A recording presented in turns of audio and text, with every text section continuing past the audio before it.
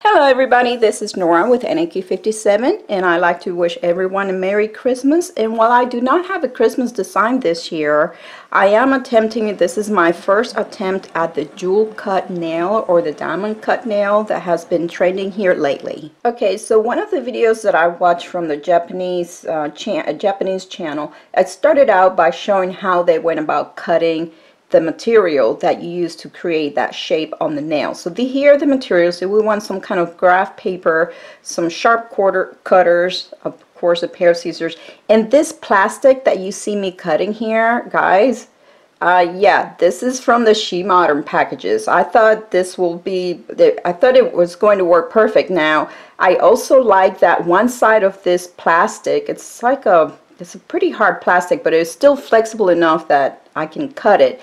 One side of it is rough and dull, the other side is smooth and shiny.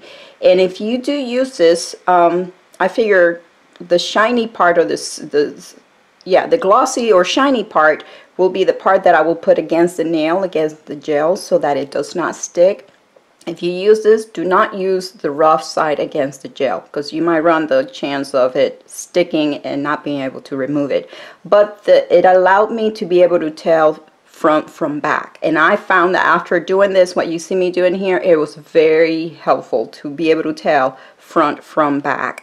So here I am basically just showing you how I use the graph paper to create as much symmetry as possible when cutting out this diamond shape that I'm later going to use for creating the nail. And you don't have to be exact. When you saw me place the plastic over the nail was to basically somehow get the right measurement or the height of the nail.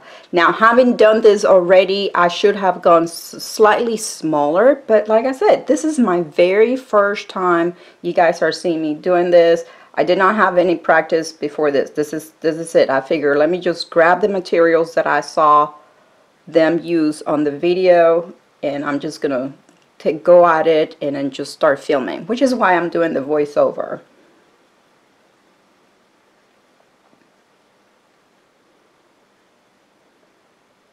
Now, when cutting this out, you will want to start by cutting what is helpful. Start cutting the top and the bottom of the diamond, and you want to cut the inside of the diamond from the inside lines. Now, when it comes to cutting the left and right side, you want to cut from the outside. I hope that's making sense.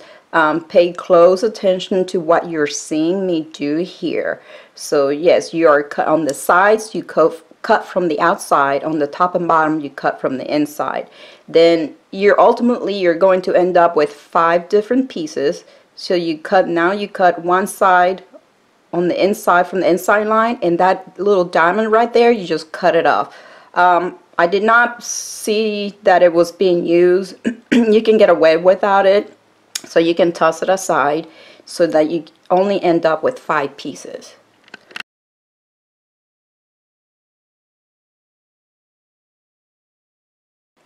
And one thing that you will want to keep in mind is it is helpful to know which side goes to the top right, top left, bottom left. If you don't get them exactly, it's probably not so much of a big deal, but if you're kind of like me, you will probably want to try to get it as exact as possible. Now here I'm using the same piece that I cut out before to cut out a second one. Yes, they are reused. You may reuse them. I found out that if you can reuse them, if they end up being pretty clean after you remove them from the nail. But I did not know that I was going to be able to reuse them. So I did 4 nails. I knew I was going to do 4 nails. I went ahead and cut out 4 of these diamonds cuts. And this one turned out having a shape more of like a kite, but I thought it was fine because the nails, I'm using tips. I'll be using tips. So you'll see why. I mean, the nails, they seem to be, they are ballerina shapes, so the kite shape fitted really well.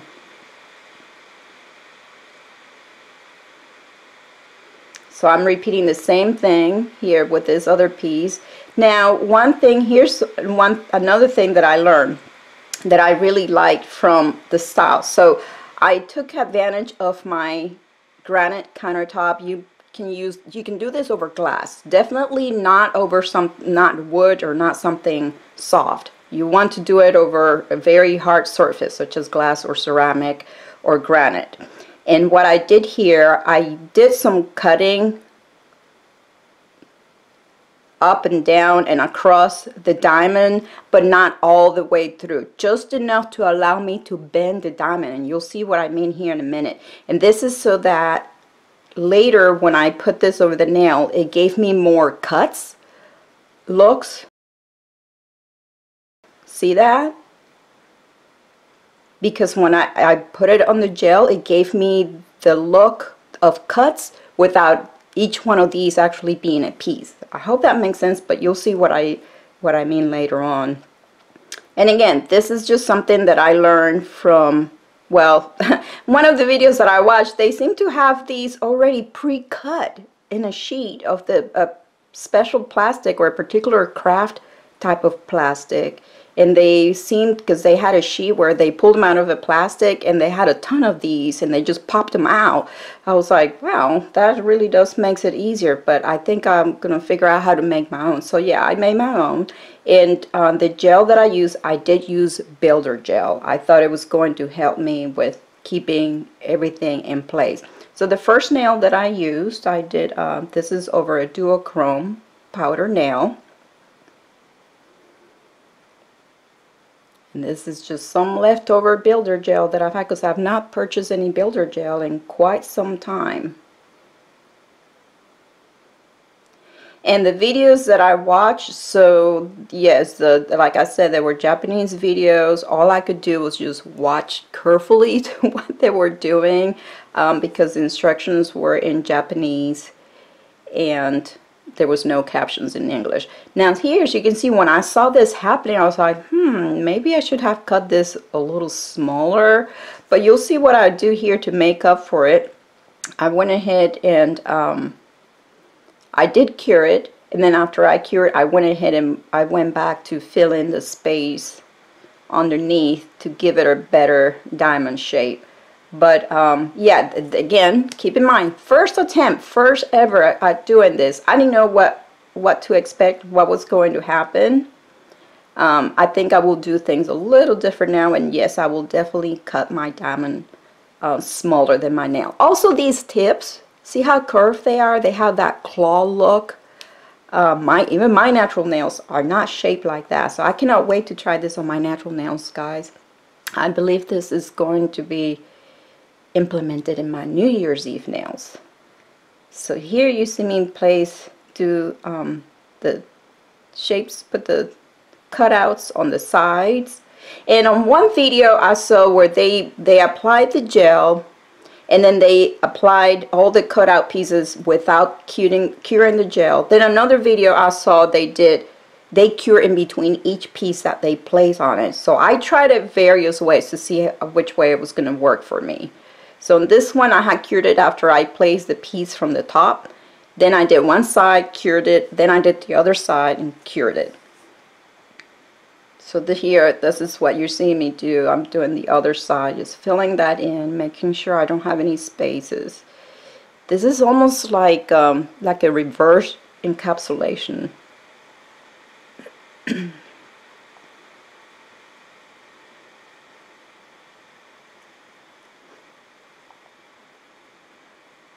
Okay, and now removing those pieces. Wow, so easy. Very, very easy. Believe it or not, super easy to remove. I was scared they were going to be stuck. And then as soon as I remove it, that I saw the light hit that flat cured gel on top of the nail, I was like, wow, so cool. Look at that. Yeah, there's still details that I had to work around that, such as the sharp edges and yeah, the round of how the nail looks around the edges. But I was already loving, I mean, again, first time trying it, I was like, that looks so cool. And I did oh yeah, this was a challenge for me, keeping the nail on that stand. But so there you have it. There you can see what happened on my first attempt. I do have some rough edges. On one of the videos they did go ahead, so they did took the roughness or the sharpness off of those points. So I did that. I was scared it was going to dull the gel look, but it really did not. So here I smoothed the edges as well. And this would happen, let's say, if you have some of the gel seep through the edge of the cutoff diamond, you'll have some roughness there. And if you notice on this side, see my point on what would be to your left, I really do not have a point there on the diamond, so that's a flaw. And so that would be, so, and I'm just trying to decorate it, give it a look here. I thought this gold glitter gel was gonna do good on top of this, but it wasn't very noticeable. But it didn't, I was after a certain look. And here's another lesson, guys. So I thought, okay, I figure I had to finish this with a gel top coat, but look at this. Look, it's like it totally loses that nice smooth glass finish. I did not like it at all, so I wiped it off with alcohol. On the videos I did see where they did some kind of top coating to finish it. Some went to that extra step, some didn't even go that, so I couldn't even tell, is it okay to top coat or not? What if there's a tacky layer? Here I am attempting to top coat it with the same builder gel that I used to create it, to sculpture that, to see what would happen, and it was doing the same thing. But what I did, I went ahead and cured it, and after I cured the builder top coat, then I went over it with regular gel top coat, and this is the finished result. My first attempt. Okay, let's do it again. This time around, I saw another video where they mixed clear gel with some glitter. I already have some glitter builder gel. I figured, let's give this one a try and let's see what kind of look I come up with. And this nail, this color is a color changing. So in the cold it's orange, with heat it turns yellow. I thought I would have fun with that. Now this builder gel is way too soft, way too runny. However, I went ahead and built it up. I figured, to avoid the gap, let me just build it up, put a ton of gel in there, and let's see what happens. So as you saw, okay, so as soon as I put the top piece, it flattened it. It gave me more surface to avoid gaps under the pieces that I'm putting on, but it made it into a much wider nail. And this is, I'm learning. This is my second one. There it is out of the lamp. Yes, yellow from the heat. So I went ahead and cleaned the tacky layer prior to removing these pieces, which really, that's a good habit to do. And this one, because it was a softer gel, the pieces, they kind of sunk into the gel, and I did have a harder time removing them because they were almost like inside the gel. It was hard for me to find an edge there to pop it out. And just be careful when you do this, because I use something sharp, and depending on the direction that you might be trying to push those out, you'll see me on one of these, I think it's here. Let's see. In this one, there it is. I scratched the very top of the nail. I was disappointed. So, and then this is, I did finish it with top gel, with regular gel. Now I'm moving on to the third one, and I thought, okay, by now, let's see what happens if I use polygel, because polygel is much more manageable. It does not move. So basically what I'm doing here, I am encapsulating this nail. So this is a cat eye gel. The base of this nail is a cat eye. I was looking forward to see what it was going to look like under that diamond facade. So I'm creating just building it up, doing the encapsulation. I'm not encapsulating anything. I am giving the nail an encapsulation in polygel, so that then, using polygel, so then I can put my diamond pieces in there. And yeah, it's not like perfectly shaped and it's like wobbly. It's not, but not cured. And on this one, see how on this one I'm putting in the one that I did the crisscross cuttings, so that I'm using See how I'm pressing it down to avoid the gaps from one end, the top to the bottom. Again, if I had made this slightly shorter, I wouldn't have that problem. But, and you see how the polygel is oozing out from the sides? But no problem, because I'm gonna go ahead, yeah, so I went ahead and used the brush, and then I pressed down on the polygel to make it smoother. And I didn't know how much polygel I was going to need, but it's easier for me to start with too much polygel, remove it, than to add. So I'm placing the pieces from the sides, and that excess polygel later, after I cure it, I can just cut it or file it off. But here I am smoothing out the side. Again, this is after I place the plastic cutout for the diamond.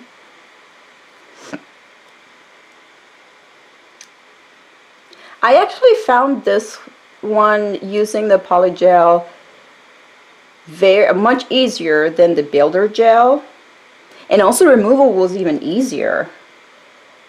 I mean, yeah, I had to do more cleanup of the product, of the polygel from the nail, but it will take just judging better how much polygel to use. And remember, this is now my third one. So here I'm removing the pieces, super easy to take off, because it was almost like they were just over the surface. And remember, so this plastic that I use from my She Modern products, it is smooth, very sleek and smooth on the side that I have up against the gel. The rough side, it's on the outside. See how easy that, and look at that. Oh, I was so pleased with this. I actually managed to reuse this one on my fourth nail. Look at that, guys. So here I'm just brushing off the excess polygel, not brushing, but the filing off and cutting off the excess polygel that went on the side of the nail. But I felt like, while I have this in my hands, it felt like I had a stone, just a piece of stone or jewel on my hands. Look at that. So cool. I was so pleased with this one. Love, love, love the look. And you can almost see the cat eye right there. Probably try with other cat eye polishes that are a little bit more effective. Now, I went ahead and applied the gel top coat, but only on the sides. Now for the fourth nail, I am back to using the clear builder gel. And this nail is this is the duochrome holographic glitter. And I'm pressing down again to avoid the gaps. As you can see, I did not cut out two of these, this one and this. I'm reusing the one from the third nail. When I popped it out, and I'm able to reuse it for this nail. And for this one, I opted to just use the top. Some of the videos that I watched, again, they only did the very top. They did not use the cutouts from the sides. They didn't put anything on the sides, maybe other than giving the nail a border with glitter, foils, gems, maybe pearls or other things like that. So I left this one with just the top because of the fact that it has those 4 cutouts, or kind of like semi cutouts. I think it gave it a nice look. Now, one thing that I noticed, because of all that holographic glitter on the base, with the light, the cutouts are not as obvious because of the glitter underneath. So that's another thing that I learned. This will be a good design to use on a solid color, maybe a cat eye, but maybe a solid color, not so much with glitters underneath if you really want it to stand out. So I'm removing that plastic, and look at that. So cool. I love the look. And yeah, it looks like a good size, so it doesn't look like they are all finished, but it wasn't long before I was thinking, oh, these will be good for those flat elements, such as these diamonds or some jewels that I have that are flat, have the flat back. So that is it, you guys. I'll leave you with some photos at the end. I hope you guys have a Merry Christmas. If you have any questions about these, any comments, leave them below and I'll be happy to answer. I hope you guys enjoyed this video. If you did, please give it a thumbs up, subscribe for more, and thank you for watching.